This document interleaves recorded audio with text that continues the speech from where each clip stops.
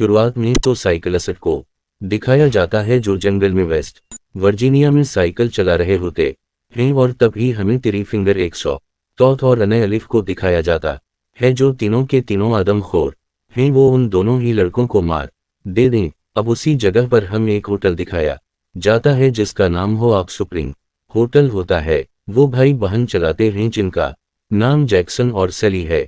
Jackson और सैली रात को जंगल में जाते हैं जहां पर वो उन तीनों आदमखोर भाइयों से मिलते हैं जो कि थ्री फिंगर 100 टूथ और अनय हैं। दरअसल ये सब के सब आपस में रहलाते हैं। जैक्सन और सैली इंसानों की तरह देखते हैं लेकिन दिमागी तौर पर वो भी वशी हैं। वहीं हमें इस घने जंगल में गाड़ी को आते हुए दिखाया जाता है जिसे डैनी नाम का लड़का चला रहा होता है। दरअसल कुछ दिन पहले इस लेटर मिला था जिसमें लिखा था कि हो स्प्रिंग होटल तुम्हारा है, तुम यहाँ पर आ सकते हो।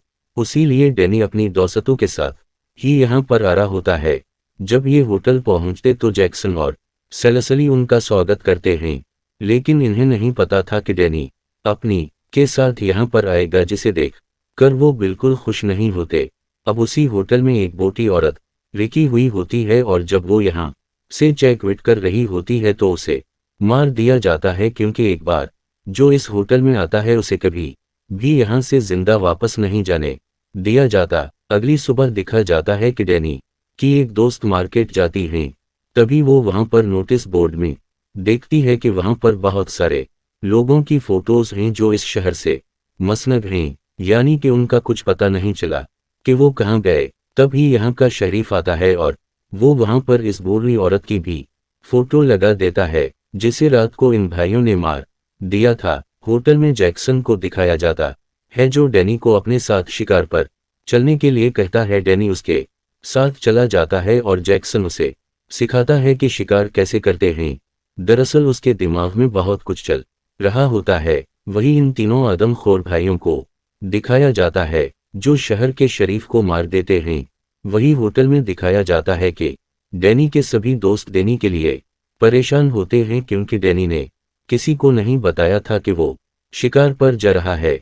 उसीलिए डैनी की जो गर्लफ्रेंड है जिसका नाम टोनी है, वो अपने एक दोस्त को कहती है कि तुम डैनी को ढूंढने जाओ। और जब डैनी का वो दोस्त उसे ढूंढने के लिए जंगल में आता है तो वहां पर वो 100 टूथ को देखता है। सोटोट को देखकर वो भागना शुरू कर देता है और तभी वो डेनिस से टकराता है, जिस वजह से दोनों के दोनों ढलान की तरफ लड़खना शुरू हो जाते हैं और डैनी का पैर कटीली तार में फंस जाता है और जख्मी हो जाता है। जैक्सन भी यहाँ पर आ जाता है और वो डैनी को कटली तार से निकालकर वापस होटल ले आता है।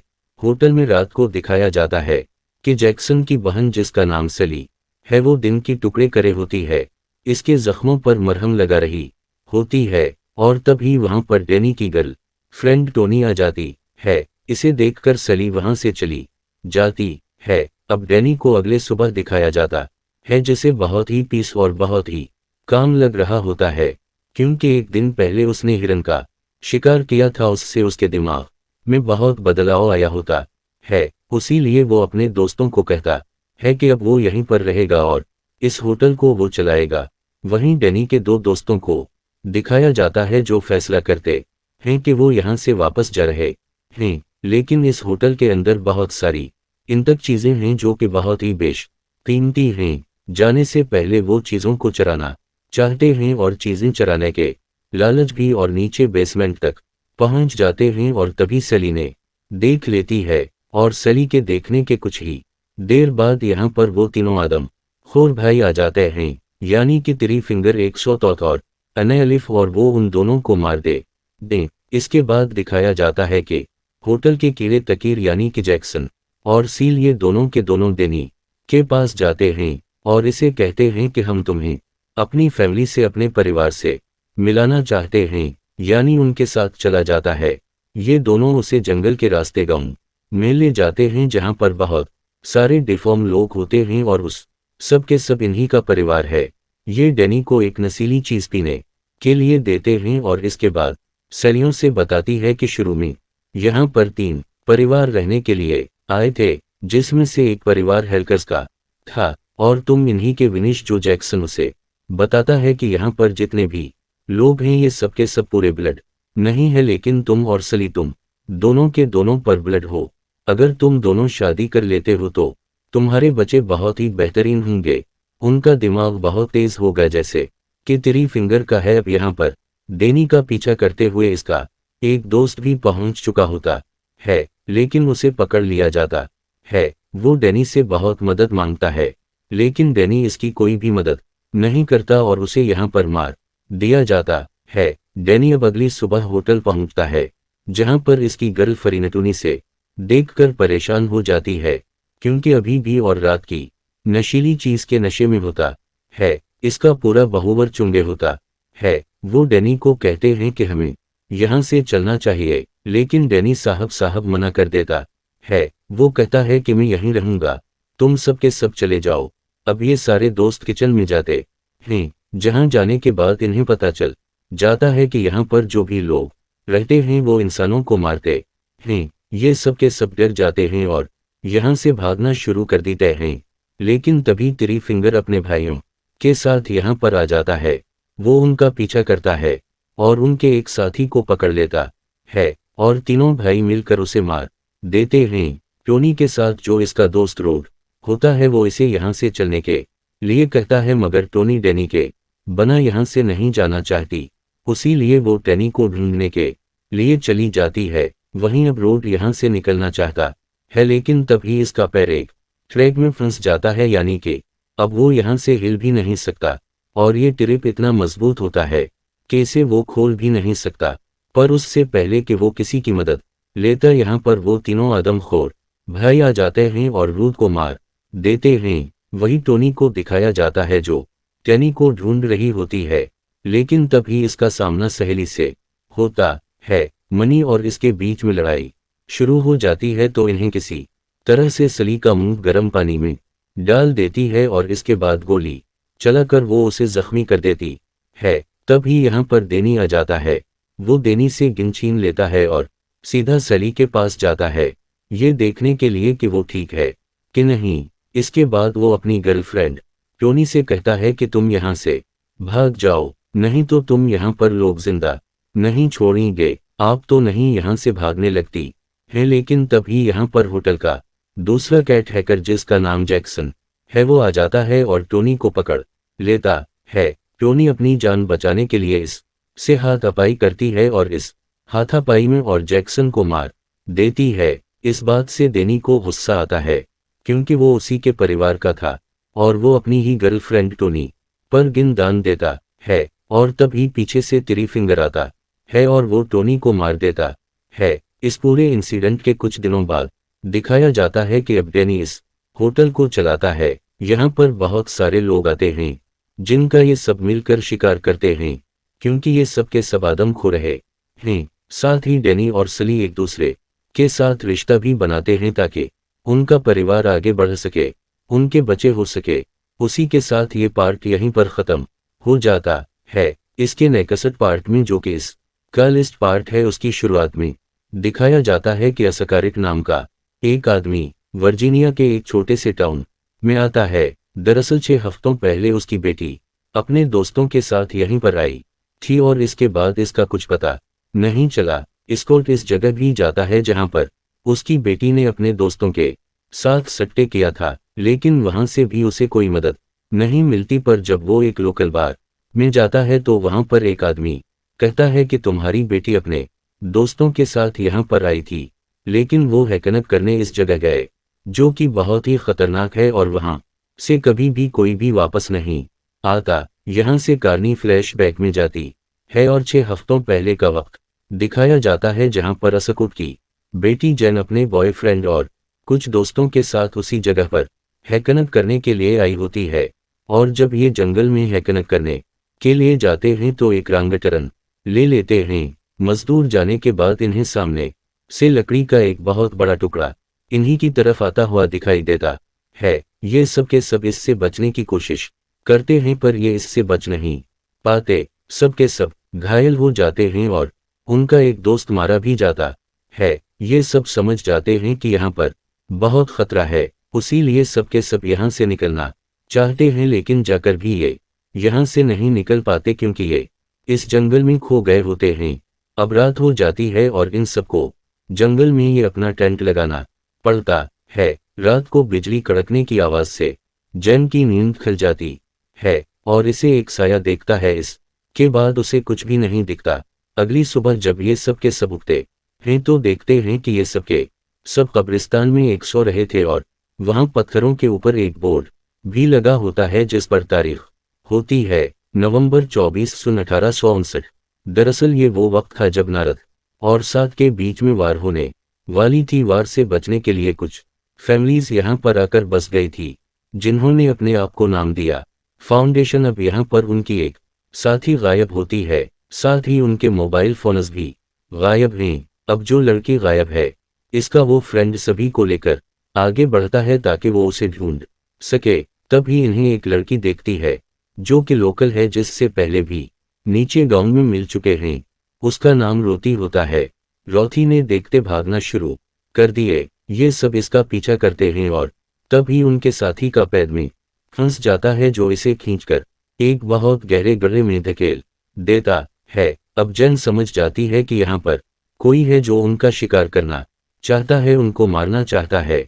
अपने साथियों से कहती कि हमें यहाँ से निकलना होगा और मदद लानी होगी। उसी लिए वो अपने दो साथियों के साथ यहाँ से आगे बढ़ जाती है और जब ये आगे जाते हैं तो ये एक ऐसी जगह पहुँचते हैं जहाँ पर बहुत सारे टूरिस्ट का सामान होता है।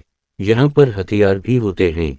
अब ये तीनों के तीनों यहाँ से कुछ हथियार उठाकर वापस अपनी दोस्त के पास जाने लगते हैं और जब भी वहां पहुंचते हैं तो देखते हैं कि दो हाथ में जिन्होंने बहुत ही खतरनाक बहुत ही भयानक नकाब पहना हुआ है वो उनके इस दोस्त को जो गड्ढे के अंदर गिर गया था उठाकर ले जा रहे होते हैं। वो बेहोश होता है। ये तीनों के तीनों इन्हें रोक दें। ये दोनों के दोनों आदमी जो नकाब पहनकर यहाँ पर खड़े हैं ये एक अजीब सी भाषा में एक दूसरे से बात कर रहे होते हैं जो उन तीनों को समझ में नहीं आती और तभी उनके साथी को जिसे ले जा रहे थे इसे होश आ जाते हैं और वो वहीं पड़ी हुई लकड़ी के एक टुकड़े से एक को मार देता है।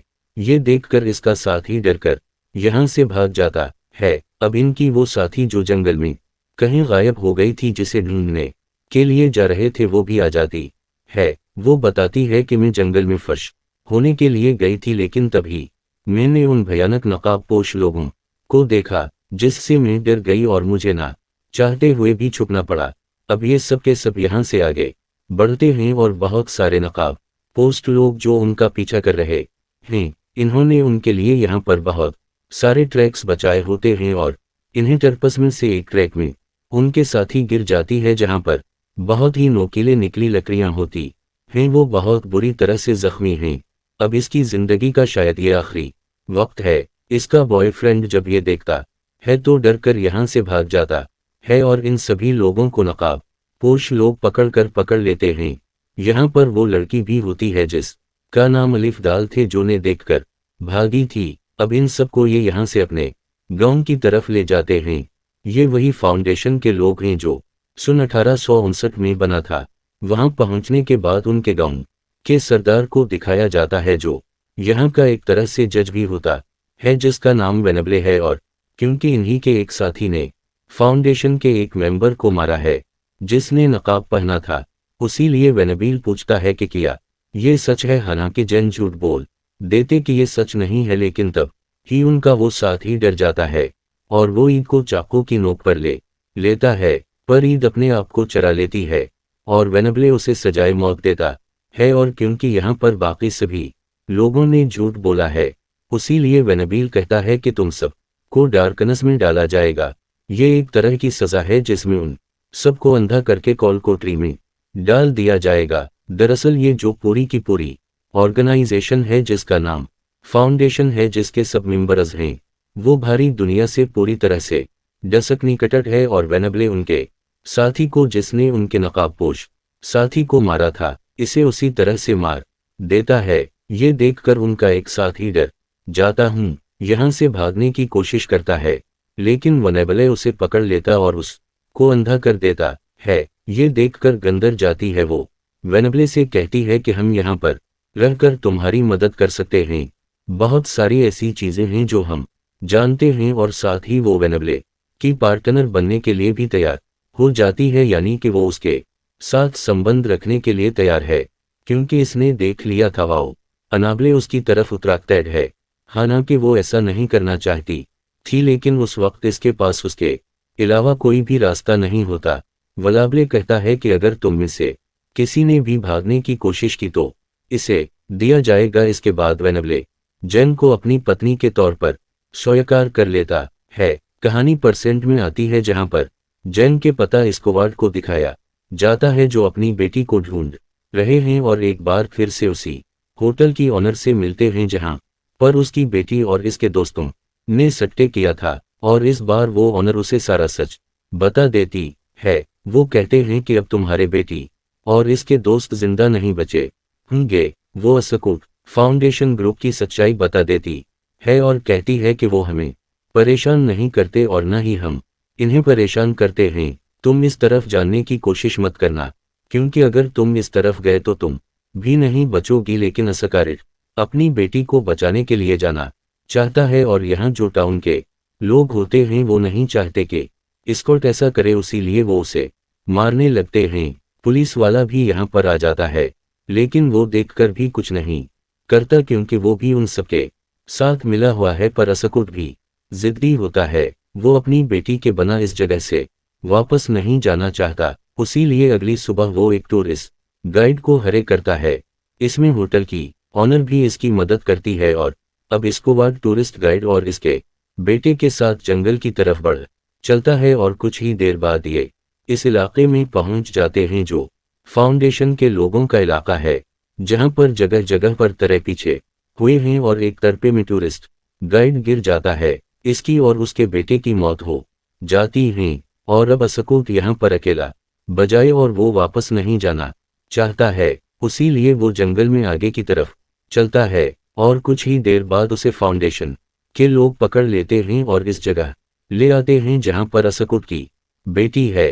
पर सकट साहब मना कर देती है कि मैं तुम्हारे साथ नहीं आऊंगी, मैं फाउंडेशन का हिस्सा हूं और अब ताउम्र में यहीं पर रहूंगी। वेनेबले एस्कॉर्ट से कहता है कि तुमने हमारे इलाके में कदम रखा, उसीलिए तुम्हें डार्कनेस की सजा दी जाएगी, जिसका मतलब है कि एस्कोबार को भी अंधा कर दिया जाएगा। पर जब रात होती है तो स्कॉट के पास उसकी बेटी जिन जाती है और कहती है कि मैं यहाँ से भागना होगा। जिन अपने इस साथी को जो यहाँ पर इन्हीं के साथ रहता है, इसे भी अपने साथ चलने के लिए कह दी है, पर वो मना कर देता है। अब जब जैन अपने पता के साथ भाग ही रही होती है तब ही यहाँ पर रोती इन्हें देख लेती है, लेकिन रोती उनकी मदद करती है क्योंकि वो भी यहाँ पर फंसी हुई है और वो नहीं चाहती कि ये दोनों भी इसकी तरह यहाँ पर फंस जाए। वो इन्हें एक रास्ता दिखाती है जो ट्रायल रूम की तरफ जाता है, जहां पर उन लोगों को रखा जाता है जिन्हें अंधा कर दिया गया है। स्कॉट और इसकी बेटी जिन इसके अंदर जाते, जहां पर बहुत सारे लोग जो पूरी तरह से बिलानड है वो यहाँ पर एक नर की जिंदगी जी रहे होते हैं। यहाँ पर जैन का दोस्त भी होता है जिसकी हालत बहुत ज्यादा खराब होती है। जैन इसे मर्सी किलिंग देती है क्योंकि वो जानती है कि ये उनके साथ नहीं जा सकता और यहाँ पर ऐसी जिंदगी जीने से अच्छा है कि वो मर जाए। अब उससे पहले कि ये यहाँ से बाहर निकलते अलिफ दाल था और इसका साथ ही उन पर हमला कर देता है, लेकिन जैन उन दोनों को मार देती है और अब जैन अपने पता के साथ यहाँ से बाहर निकल जाती है, जहाँ पर इन्हें नीड नाम का आदमी मिलता है जो अपने साथियों के साथ यहाँ पर होता है। दरअसल टाउन में उसने स्कॉट के ऊपर हमला किया था। ये असकारिट को बताता है कि आज से 6 साल पहले इन्हीं जंगलों में मेरा भानजा खो गया था। इसके बाद वो कभी भी वापस नहीं आया और मैं नहीं चाहता था कि तुम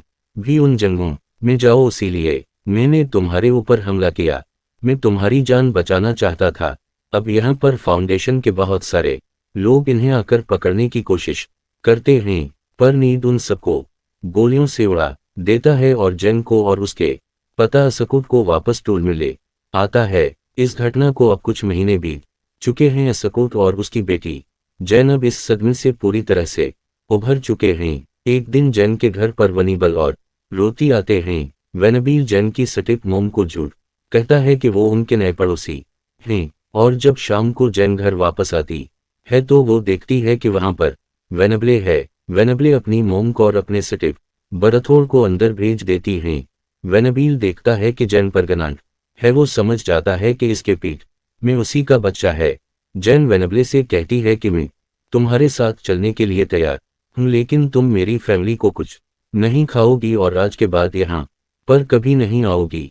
इसके बाद जैन वेनेबले के साथ बैठकर इसकी गाड़ी में यहाँ से निकल जाती है। गाड़ी में वेनेबले के और भी साथी होते हैं, यानी कि फाउंडेशन के लोग, लेकिन तभी उनकी गाड़ी का एक्सीडेंट हो जाता है और इस मौका का फायदा उठाकर गनवाबले और उसके साथियों को मार देती है और रोती, जिसने जंगल में इसकी और इसके पता की मदद की थी, इसका हाथ पकड़कर अपने घर की तरफ चल देती है और उसी के साथ ये फिल्म खत्म हो जाती